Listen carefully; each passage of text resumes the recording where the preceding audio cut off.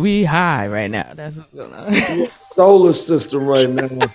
Yo, before we even start, I have to ask: is that mask part of the hoodie? Is it one of those like full like?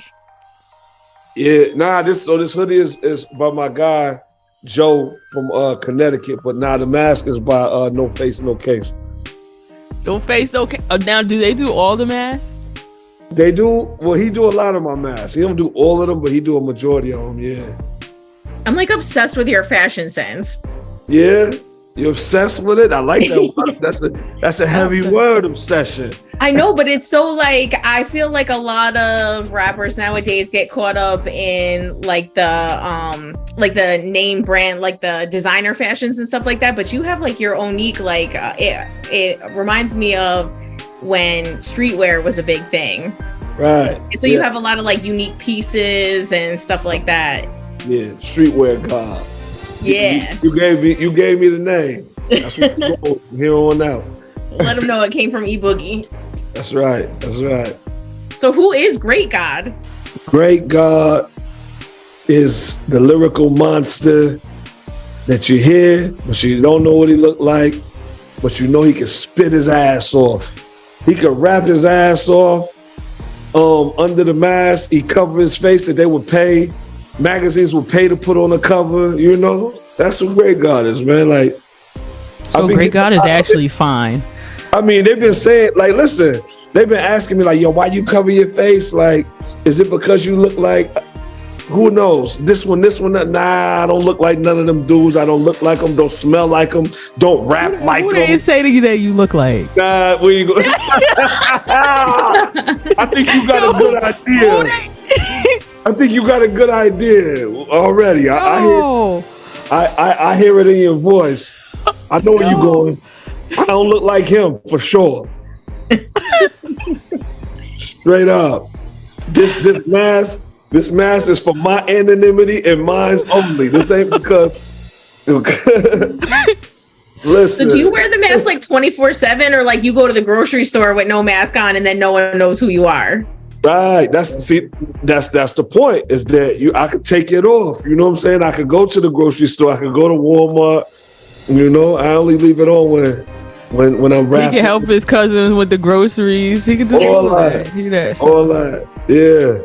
Sometimes I've been being flagrant though. I've been wearing it on the plane and everything. Like, you know what I'm saying? Just to start some. Wait, so nobody tells you to take it off on a plane or nowhere like that?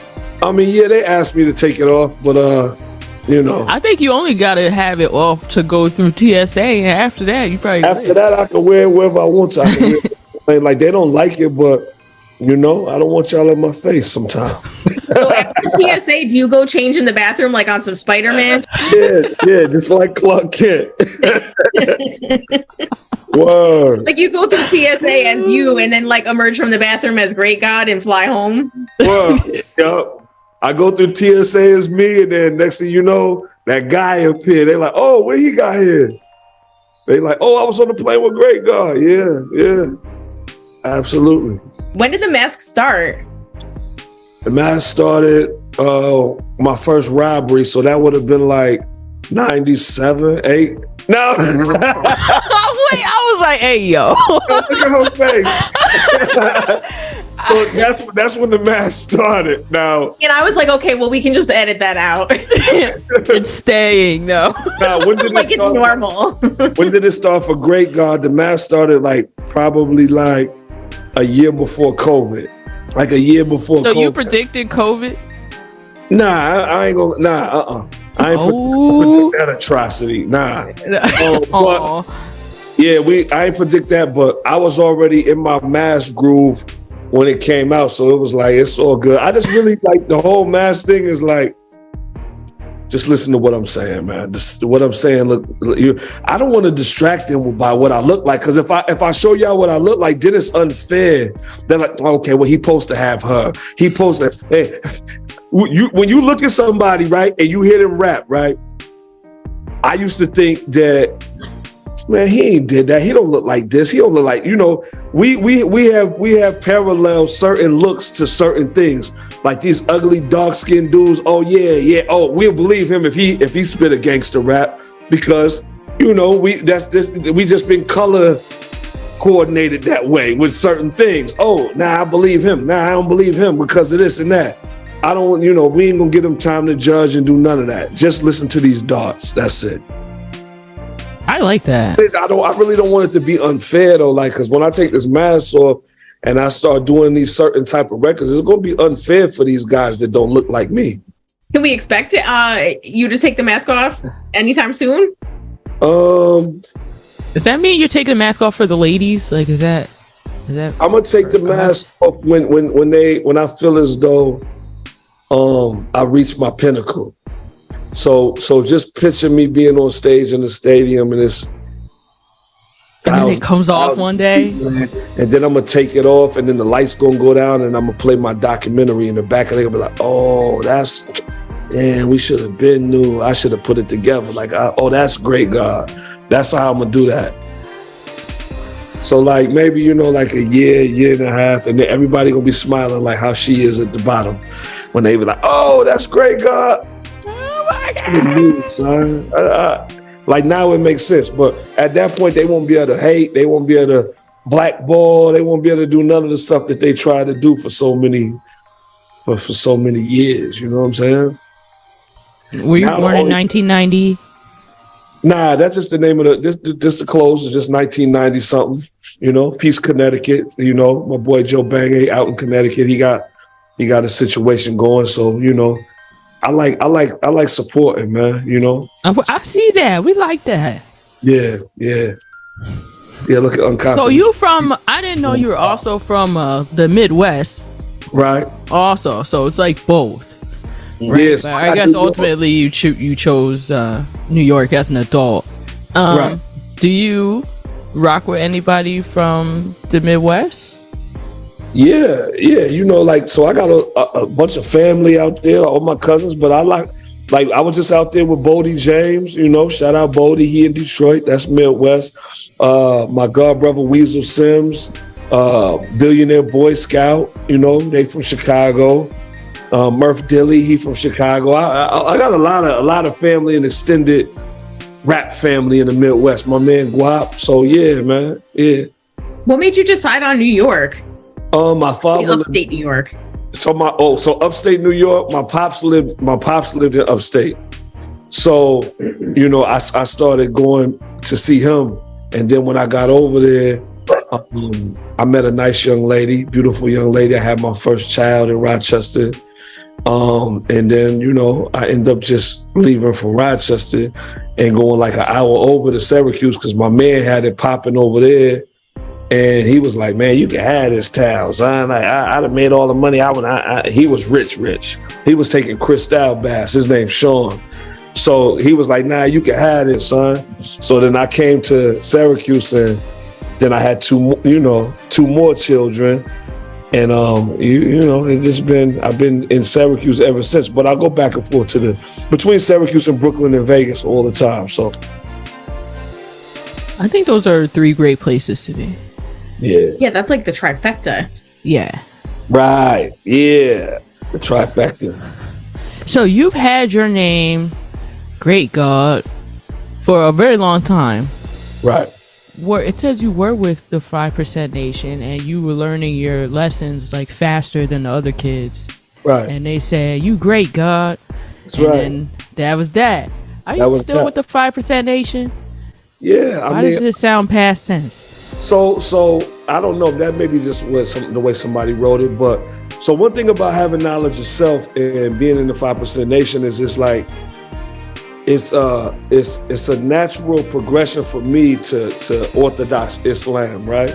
But it's not something that it's not a gang, so it's like you get initiated and you say, "Yo, son, I'm out. I don't want to be that no more." So those teachings are always in my mind.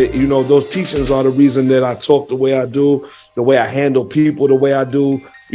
My daily life is shown through those lessons. So those lessons is always going to be, shown through, my daily life and what I do every day. So, I may not obviously I might not go to parliaments. A parliament is like going to church for a 5%. it's like where everybody meet up, and the gods and the earths, and they go through their lessons, and and they go through their degrees, and they build. It's a place to build with other gods. So I don't do that as often, but the lessons is always going to be a part of who I am. I can understand that. Yeah, it's like riding. I see too many 5%ers nowadays, or at least not talking about it. Right, and that's another reason why I implemented in my records so much, because I feel like that when I was coming up and I was listening to music, the brothers that was putting the lessons in their music, it intrigued me, So if I could spark that same interest in one of the young guys, then I feel like that, because ultimately that's my duty, is to civilize the uncivilized and to teach the kids. So if I could grab one or two attentions of, even just a few babies and make them say, damn, what is he talking about? I gotta go do that. Now I gotta learn my supreme alphabet. Now I gotta know my supreme math to understand what he's saying. So that'll make them, because that's what made me dig into having knowledge of self. It was like, when I hear people saying this and that, and this, like the God you, or when Method Man said, you got the good power you. It's like, power you? What is it? Okay. Oh, okay. So now you got to do the knowledge, and you got to do the homework and see what it is that he's talking about. So if I could spark that, that'll be beautiful, even if it's within a few people. I want to know. I didn't know. Right. So growing up on the early 90s music that did incorporate the 5% in it, you felt like you were learning. I feel like music is missing that nowadays. There's not as much storytelling or as much knowledge being passed. Right.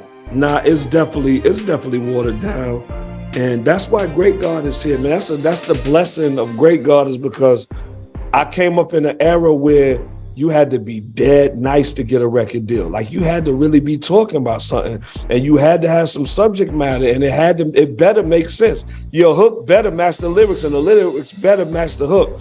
When right now it's just really about the beat. So if I could restore any piece of that, like I said, then that's what I'm here to do, is to teach, and then give them the pros and the cons of the things that I've been through, because I've been through a lot.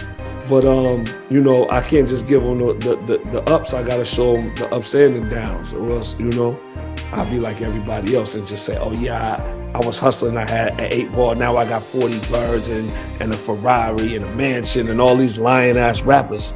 They got these young boys thinking that they could go get a pound, and next thing you know, they gonna be Scarface, when that ain't really how it go. Yo, that's such a good comedian, Ali Sadiq, he was talking about that, like, I guess he was successful at some point, but he's like, in order to get there's a lot of unsuccessful times you have selling. Yeah. Like, he was selling it since he was 14. So yeah, by the time he was 25 or something like that, he better have been good at it. Right. Yeah, no doubt. But they don't show you that part. Nah, they don't show you that. And they don't even tell you that. And that's what's unfair. Like, it's like if you know something and you don't tell somebody, like, I can't just give you the glamorous side. I gotta let you know that your mother might get kidnapped. You might have to hurt somebody. People might try to hurt you. You understand? You're gonna lose work. You're gonna go up. You're gonna go down. You never know what's gonna happen in that game. And it's built for destruction, to be honest with you. So if you don't tell a young man that, or even try to keep him away from that, then yeah, you can't call yourself a man. So what does success look like for you? Because it's not the jewelry and the. Yeah, so success for me in terms of rap is just being heard, because that's all I ever really want to do, is just let somebody hear these records and let them hear what I had to offer. So for me, it's just being heard. That's why the music is different, because it's not financially driven. It's not, I'm financially good already. So now I can really give you my heart. I don't have to conform to what sells and what I think may sell and what may not sell. I just plug the auxiliary cord into my heart and go in the booth, you know what I'm saying? Or get in front of the microphone and give you all of my experiences. It's genuine, it's not desperate. Right, yeah, not at all. Not at all. Discuss a little bit about your sound, because your sound is very different from what like the mainstream is pushing now, especially in New York. There's such a focus on drill music, but you're not that at all. Like, do you ever feel pressure to conform to that? Nah, I don't. Nah, you know, it's enough of that. It's so many people giving them that. What you just named it, I don't need to give them that. It's a lot of people servicing those fans. I'm here to service the audience like you that want to hear something different, that actually want to hear lyrics, that want to hear a record that makes sense, that's not just talking about the same old thing. Because a lot of these records, all of them is just, it's really the same record. It's just a different beat. But they all really saying the same exact thing. You know what I'm saying? Even if you listen to an artist and you listen to his album, it really don't really be no subject matter. You don't really get to know who they are as an artist. You get to just know how much money they got, how many women they slept with, what they, you know, how much they spend on their jewelry, how much their house costs, their car costs, and then you go to the next song, it's the same thing. My car costs this, my house costs that, and yeah, I ain't here to, so I don't feel no pressure when it comes to me giving them what Grea8gawd is going to give them, because I know that it's needed. I know I'm filling a void with that, and I can sleep better at night knowing that I'm giving them something different. I gave them that before though. Don't get it wrong, and don't mistake it like everything that I like. Snow Day is a driven album, so it's you know, but like I said, it's ups and downs of that game. So I just explained a little bit of all of it. I love the artwork on that project. Yeah, that artwork. Yeah, thank you.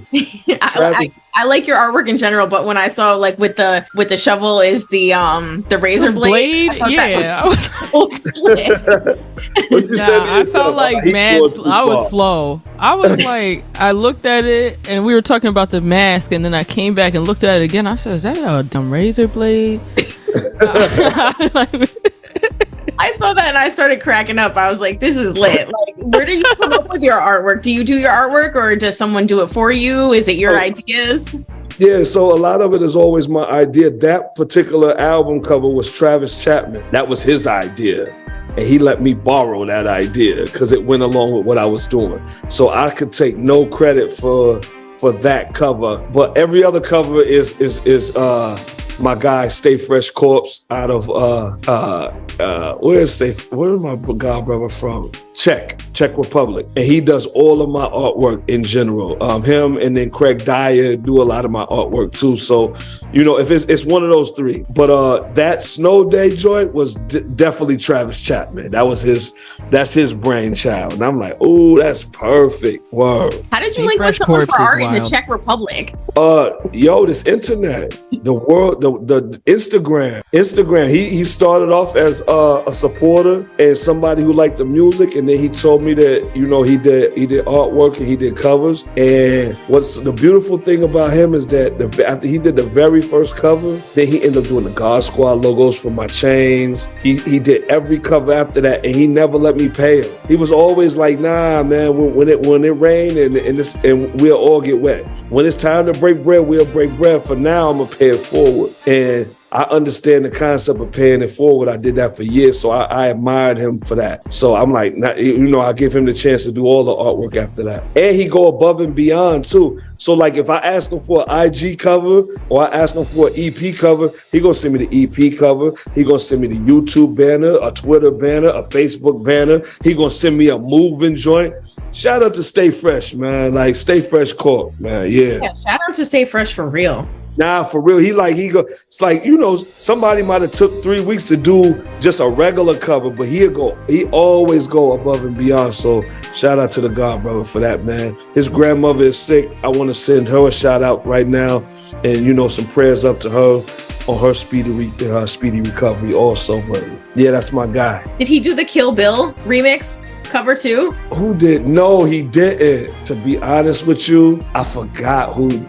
Because Kill Bill remix, I put that on my page and I got so many different so many different people submitting it.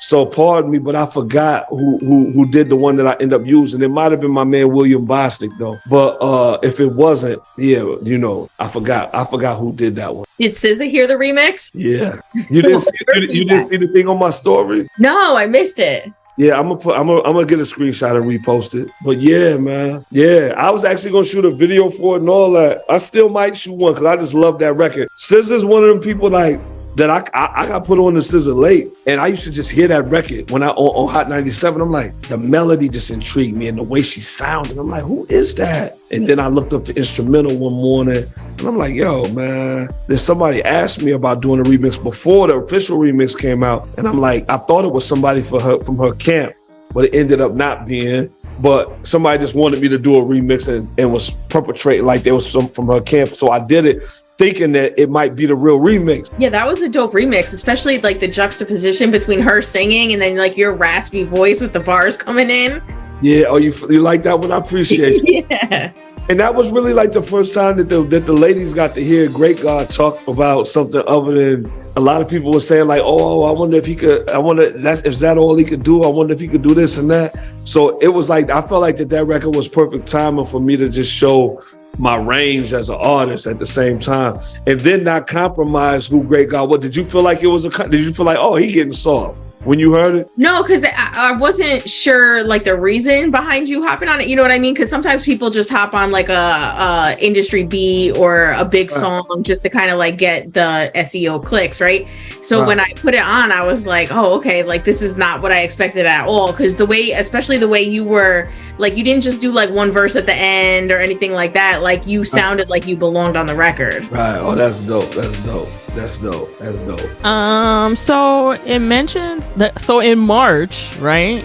I think we got your bio in March. In March, your goals were to drop an EP every quarter. Are you on track for that still? Nah. I end up signing a deal. And when you sign, like I end up signing with Rock Marcy. Shout out to Rock Marcy and Pimpire. I end up signing a deal, so now like dropping music is not as easy as me just saying I'm about to drop my EP today and upload it. If I hadn't signed the deal, I would have did that though, because I definitely got 4 or 5 EPs ready right now. Like literally, that's what it says. Yeah, I got like 4 or 5 of them ready right now. I could do it. I could have did it, but. For respect for my brother and respect for the label, I'm just waiting it out to see what me and Rock gonna do, and then we gonna flood them. So how do you feel about, if you think about that? So in March, right, your goals were one thing, and it's August right now, and the drastic change in that plan. Nah, it's beautiful. I'm not gonna lie. It just, what it really showed me was that it's never too late for one. And then you gotta just consistency and being persistent and just staying at it, and it can happen, because this not my first rodeo. It's not like that I started rapping last year, but I was always 1 foot in, 1 foot out of the streets, and that really consumed most of my time, most of my energy. Well, that's what I was putting most of my time and energy in, was streets. So it was like, nah, let me concentrate on this. And let me see what happened. Like if I give it my all and I can't be more, happy about the outcome. I'm glad that I did that, because now I don't have to do the things that I was doing before. Talk about signing a deal, because literally when I was doing research for this interview, and someone had asked you, like, are you looking for a deal or whatever? And you said no. So right. What made you flip on that? Because of who it was.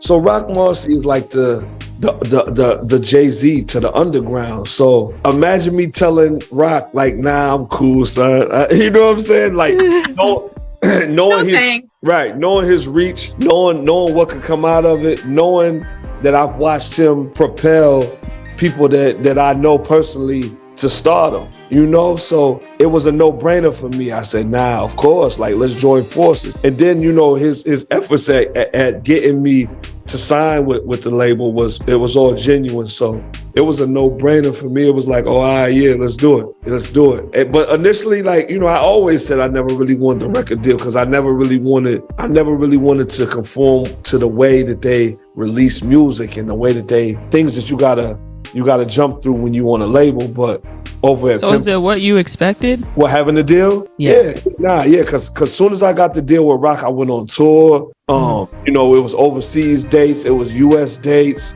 You know what I'm saying? So that happened immediately. Soon as I signed, I was on stage, and he was putting me on stages before I even signed the deal. So, who could ask for more than that? And you guys have a project together too? Yeah, so we're working on a project right now. It's called God Brothers. So that's me and Rock Marcy going back and forth like Raekwon and Ghost did, you know, and that should be coming out. I'm thinking it's gonna come out before the end of the year for sure. That's exciting. Congratulations. Like it. Yeah, thank you. I appreciate it. So talk about the God Squad. The God Squad. So the God Squad consists of rappers. It consists of producers. God Squad is a whole, is a family. That's why, like, you'll hear me refer to somebody as my God brother. Like, we not friends, we brothers in this, you know. So the God Squad is just dope MCs. Like we get ready to put out a compilation. I'm putting out the compilation, the God Squad compilation, with my next project. So, you know, simultaneously, I'm putting them both out at the same time. And I'm gonna introduce you to everybody that's in the God Squad. And it's like a 2025 version of Wu-Tang. You know what I'm saying? All walks of life, different races, people from different places that's all here for one common cause, which is to show the world that we can get busy on this mic. So that's what the God Squad is. I'm on there, you know, every week we all jumping on each other records, and it's dope. It's coming out real dope. Ask the hip hop 50 question. Or you want me to do it? 50 years of hip hop. All right, so hip hop is celebrating its 50th anniversary this year. We've all grown up on the genre, which is pretty cool. What is your favorite bar of the last 50 years? Can you rap it? And then let us know why it's your favorite. One like single bar? Just one single bar that like blew your mind. Oh my God. One single bar. Let me think of one bar that just always stuck out. I got all of my favorite MCs are so dope, but it's hard, right? Okay, I'll get you right. Okay, Rakim. I tell you who you are and why you're here. Take it in stride, cause it might take a year. That's my favorite single one bar. I tell you who you are and why you're here. Take it in stride, cause it might take a year. So that line was him letting the people know, like, I'm the God. Like, he had knowledge of self, and I can tell you who you are and why you here. But take it in stride. Be patient, cause it might take a year. You understand? That probably was one of my single most favorite bars. Rakim is like the nicest person on the planet. You know what's so crazy? Ask me, have I ever met Rakim? Have you ever met Rakim? Never. Nope. I want to meet Rakim. So the college radio station that we broadcast on did a show probably 6 or 7 years ago now, and Rakim was the headliner. They used to do a free, like, it was called Hip Hop 101, and it was supposed to be like a, you know, they had all the elements. So they would have DJs, they would have breakdancers come, they would have art, and they would have rappers come. And so Rakim came out, and he was like one of the only that hung around after his set and made sure that he talked to everybody and took pictures with everybody, and it was just like such a dope moment from such an iconic person. Yeah, no doubt. And for him, there's so many people that got egos that you like, damn, why do you got, like, all people, you got an ego? But him, Rakim is one of them people that has earned the right to maybe have a little bit of ego and don't have it. So that's the beautiful part about that. You know what I'm saying? Like, you know, they tell you don't meet your idols. You know what I mean? Because sometimes it could go left. So when you meet someone like Rakim, who is down to earth and it, you know, really appreciates the fans, and you think of how far he's come, it's just like an extra special treat. Nah, absolutely, because he definitely earned the ability the right to have an attitude if he felt like it. You know what I'm saying? But that's dope that he don't. That's super dope. All right, yo, so, you know, I was going through music and I seen a lot of Joey Majors, and I was like, yo, have we interviewed him? And I was like, no, we haven't. But then I went in our email and it was just so much music from this guy. Right. Let's talk about working with him, because we don't know him yet. So Joey Majors is one of my God brothers. He's from upstate New York. I met him in upstate New York a long time ago. And dope MC, always ready to work. He probably got 7-8 EPs done right now. But when I first jumped back in and started putting my music out on a consistent basis, he was one of those ones that was always be like, "Yo, you know, put the music out, keep putting the music out." You know what I'm saying? And I bet. Yeah, nah, definitely. That's all he. Yeah, that's what he does. All he do. Yeah, he drop. If he could drop an EP every other week, he would. Yeah. So, but yeah, nah, that's like my brother, man. You know, we got business ventures together. Actually, like the Bars documentary, Buffalo, and Bars stand for Buffalo, Albany, Rochester, Syracuse, and I went to each spot and I tried to get the dopest people, you know what I'm saying? So that the A&Rs can see who to come and get next from upstate New York. Who do I need to interview from Albany though? Yari Toro. Okay, well, I need you to put that together for me and DM me, put us together in my DM. Okay, I will. And I'm gonna come and interview him for that because I really didn't get It's a girl. Interview her. Oh, it's a girl. Woo! She up next, let me tell you. Okay, all right, that's even better. That's dope. I got Shay Noir on there. I got Armani Caesar, so it's dope to have a female from Albany. Thanks. We were just talking about Armani Caesar. We want her on the show too. Oh yeah, I put a word in for you, no doubt. Hell yeah. Yeah, we'll talk about that. Talking about an upstate documentary. I feel like upstate is kind of been cracked wide open thanks to Griselda. Right, absolutely. It's like all of a sudden people are paying attention. It's like, oh my God, not only are there a ton of dope MCs up there, but y'all have your own sound. It's not sounding like New York City.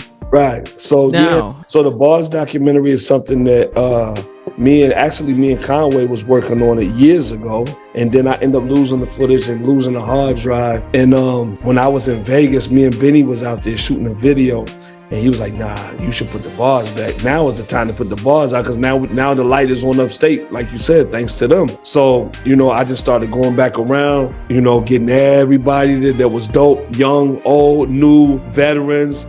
That's from upstate, so we can show them what really upstate New York is about. Like, you know what I'm saying? They ain't just cats up here milking cows like I used to think. That's the perception too. Buffalo. Buffalo? What? They doing in Buff? What's going on over there? They husking corn? Like, nah, boy. It's the same thing going on in Buffalo as everywhere else, and it might even be on a larger scale. Yeah, it's no, so that'd be the crazy part. That'd be because there'd be trains and all type of stuff, and if you're en route on one of those major Amtrak lines and stuff, oh yeah, you're subject to that. Yeah, no doubt, of course. Yeah.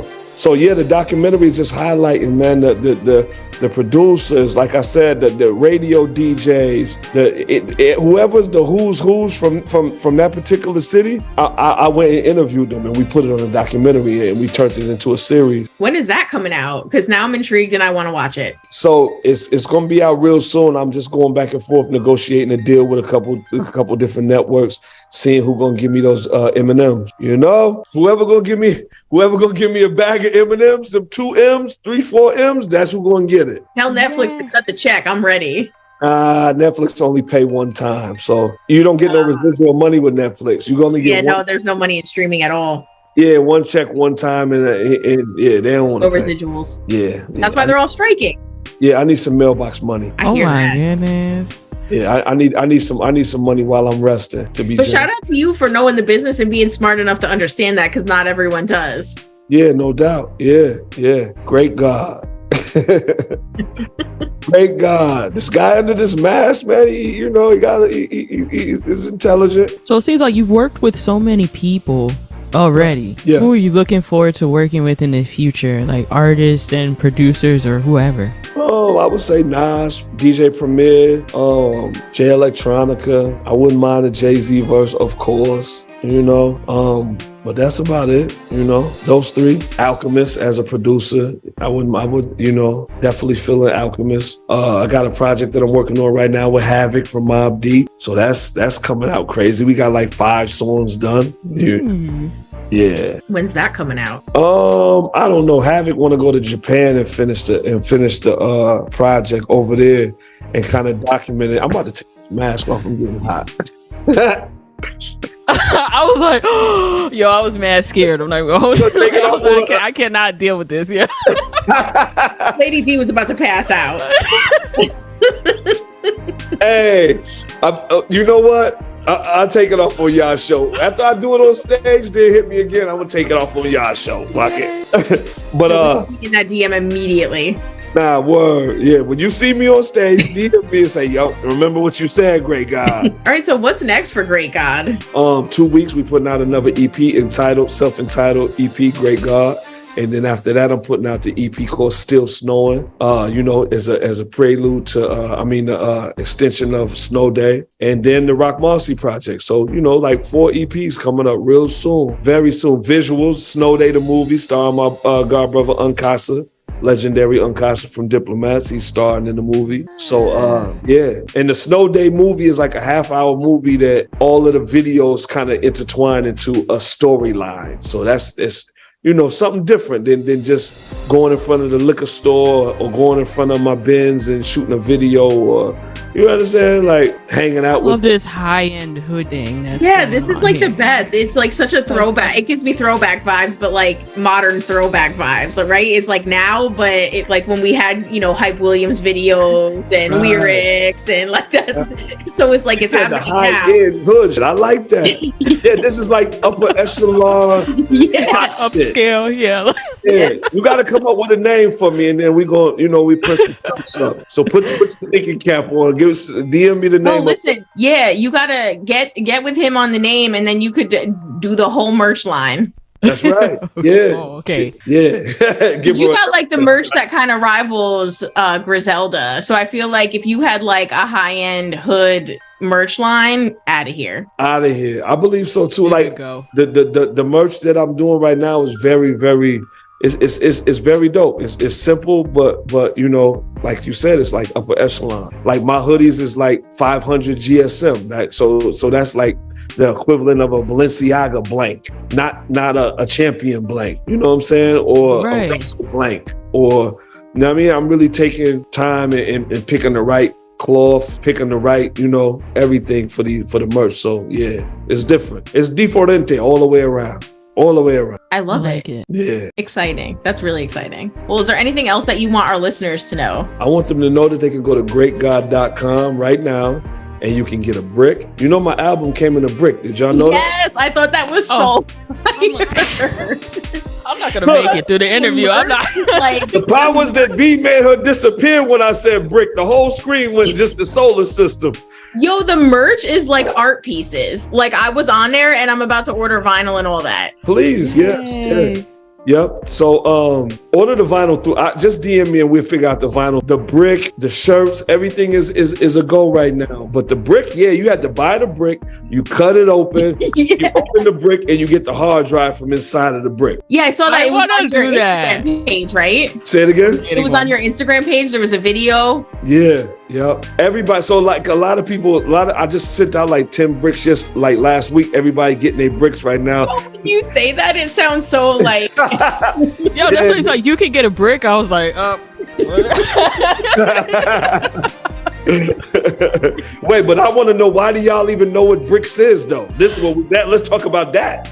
Listen, could we be a hip hop focused show without understanding the culture and the game that goes behind it? Okay. Listen, I'm in the military. Become gangsters now, but gangsters become rappers. That's right. Well, yeah, man. Yeah, DM me, both of y'all. Like, if y'all want to get a brick or any merch, it's easier for me to DM me and then I'll send it, because I'm sending out some stuff tomorrow. So sometimes my site gets so built up that it's been taking people 2, 3, 4 weeks to get their merch. And I'm DMing tonight for my brick. Nah, the bricks and the vinyl is dope. I ain't gonna lie. Yeah. Give the people your social media and everything and where to find you. Grea, the number 8, Gawd. That's Grea8gawd, Grea8 Gawd. Twitter, Instagram, Facebook, OnlyFans, all the above, man. OnlyFans. I've seen that link too. No. So now listen, See the mask on. The OnlyFans link is dangerous. You might not want to get caught up on there. That is a rabbit hole. You got to log on my OnlyFans when you got some real time on your hands. Like, cause that right there, and make sure you got a few hundred on your card, because it just gets better and better, and it's intriguing. It's different. That's where you should do the unmasking. Then you could charge people for it. Ooh, you're right. Fresh OnlyFans. So you want to run the account? Because I can't even run all these accounts. I need a team, man. No, holler at us. We do that on the side. No.